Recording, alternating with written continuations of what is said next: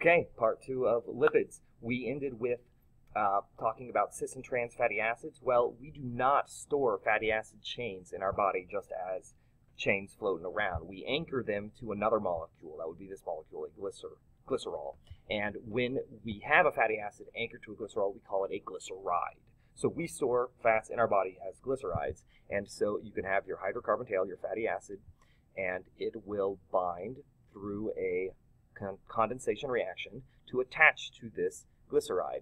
If you have one fatty acid on the glycerol, you have a monoglyceride. If you have two, you have a diglyceride. If you have three, you have a triglyceride. And triglyceride is really the primary storage molecule for fat in our body. And the reason why we store fat is because it is a high-density molecule. If we need more energy because our blood sugar is low, or we've used up all our glycogen, we've used our intermediate storage, we need to go into deep storage, we can cut right there, release some of a section of that fatty acid, convert it into a sugar, which we can then do respiration with. So that's how fat is an energy storing molecule. We still need to do respiration with sugar, but we know, our bodies know, our cells know how to convert fat into sugar. So that's a deep storage energy molecule, triglyceride. That is how we do it in the animal world. Now this molecule is amazing. This molecule is a modified diglyceride. As you can see, we've got the glycerol right there. We've got two fatty acids, so this is a diglyceride. And then it has this third modification. This is a phosphate group with some nitrogen hanging off on the end here. That's what that blue is. So why is this special? This molecule is called a phospholipid, and it is special because it is amphipathic. An amphipathic molecule has both nonpolar and polar regions. The fatty acids are nonpolar, and this entire region with two very strong charges as well as partial charges anytime there's unevenly shared electrons between the oxygen, phosphorus, and nitrogen and carbon. All of that produces a very polar region.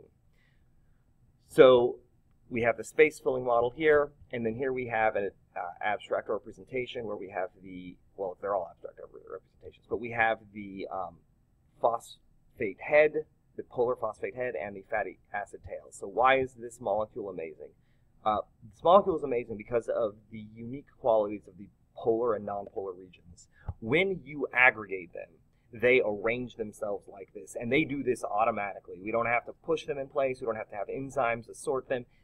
The phospholipids just do this. They have all of their polar heads attracted to each other, and then they arrange and push the nonpolar heads toward each other. So we have polar water outside, we've got the polar heads aligned with it, we have the nonpolar region inside, and then we have the polar heads outside. This is called a phospholipid bilayer, and that is what our cell membranes are made of. Now, the amazing thing is that there are no connections. There are no hard connections between each of these phospholipids. So the cell membrane has this fluid nature, kind of like a waterbed.